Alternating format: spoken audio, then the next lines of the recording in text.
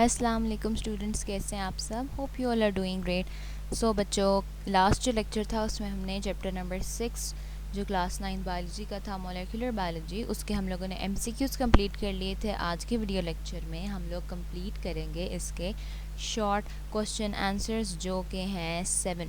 तो जो पहला शॉर्ट क्वेश्चन है that is compare the ratios of bio elements. मैं आपको पेज नंबर बताती हूँ कौन से वाले पे इसका आंसर है। बच्चों, आप लोगों ने आ जाना है पेज नंबर 78 पे। इस पे जो हेडिंग है बायोलॉजिकल मॉलिक्यूल से ऊपर और बायो एलिमेंट्स के टॉपिक के अंदर आप लोगों को ये जो साइड ब्लॉक मिल जाएगा, इसमें सारे परसेंटेजेस लिखी हुई हैं तमाम बायो एलिमेंट्स की, और बायो एलिमेंट्स जो मेजर हैं उनकी परसेंटेजेस हैं और माइनर बायो एलिमेंट्स के नाम भी गिवन है। So this is the answer of short question number 1।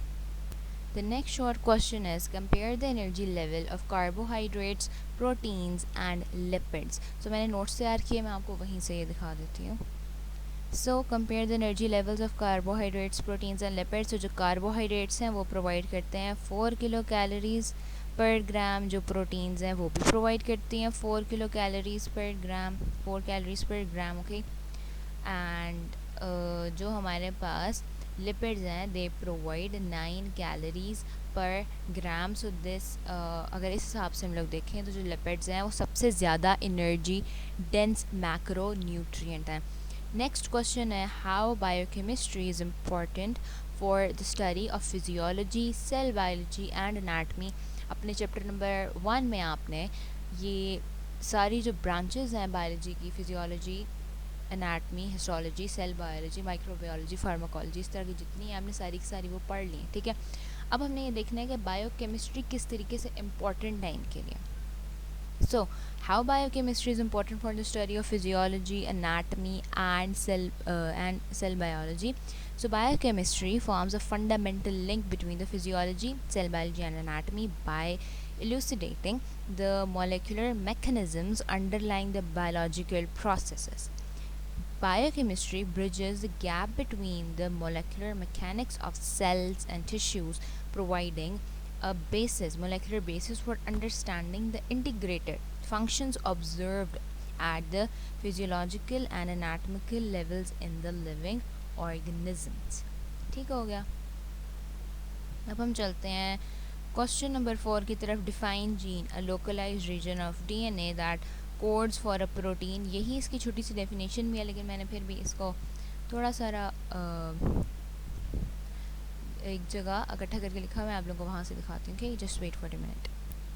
ये वाला जिसका आंसर है थोड़ा सा नीचे है, ऊपर नीचे सवाल मुझसे सेट हो गए। ये वाला define gene, a localize region of DNA that codes for a protein. अब ये है क्या? A gene is a specific segment of DNA that contains the genetic information which is necessary to code for a protein influencing the traits and functions within an organisms cell. ठीक हो गया। तो ये question number आप लोगों का था 4। अब जो क्वेश्चन नंबर 5 है that is name the structural and energy producing nature of carbohydrates. तो इसका आंसर इससे ऊपर है, ये आ गया। Carbohydrates play a dual role in biology structurally. ये जो कॉम्पोनेंट है सेलुलोज के प्लांट्स में, ये कॉम्पोनेंट है काइटिन का फंगल एक्सोस्केलेटन्स में, ये सपोर्ट और प्रोटेक्शन प्रोवाइड करते हैं। और मेटाबॉलिकली देखें तो कार्बोहाइड्रेट्स एनर्जी सोर्स के तौर पे यूज़ होते हैं बॉडीज़ के अंदर। ये एटीपी रिलीज़ करते हैं, ये फ्यूल प्रोवाइड करते हैं। They are a fuel for the cellular processes which are essential for the growth, movement, maintenance of the psychological physiological functions. Okay, so question number 6 है what are the different plant sources of proteins. ठीक है, अब गोश्त वगैरह में तो होता ही है, अब उन्होंने पूछा प्लांट सोर्सेज कौन से होते हैं। वो हैं ये सारे। What are the different plant sources of proteins. इसमें आप लोगों के पास लेग्यूम्स आ जाते हैं, दालें, नट्स, सीड्स, ग्रेन्स, ठीक है, और सोया प्रोडक्ट्स। ये सारे के सारे लिखे हुए हैं मैंने इनके आगे, ठीक है, आप यहाँ से देख लीजिएगा। फिर है how primary structure of protein is important. Primary structure protein का किस तरीके से इम्पॉर्टेंट है। So the primary structure of protein is crucial as it determines its unique sequence of amino acids influencing its folding into functional three-dimensional shapes. This structure defines the protein's specific role in biological processes such as enzymatic catalysis, molecular recognition, and cellular signaling. Mutations or alterations in the primary structure can disrupt the protein's function, leading to diseases and impacting overall cellular function and health. Understanding primary structure of protein is foundational in studying the protein behavior and designing the interventions for the related disorders. और ये साथ साथ pictures जो मैंने लगाई हुई हैं, इसका मकसद ये है कि आप लोग जब सवाल कर रहे हैं तो उसके साथ साथ आपको उसका एक पिक्चर भी शो हो रही है, आप लोग देख रहे हो साथ साथ कि वो किस तरीके से फॉर्म होती है. So this is the primary structure of protein. और ये एक अमाइनो एसिड है ब्लू में, ये ग्रीन में अमाइनो एसिड है, ये पर्पल पिंक में अमाइनो एसिड है. अब इनके दरमियान ये जो ब्लैक सारी लाइन है, these shows the peptide bonds.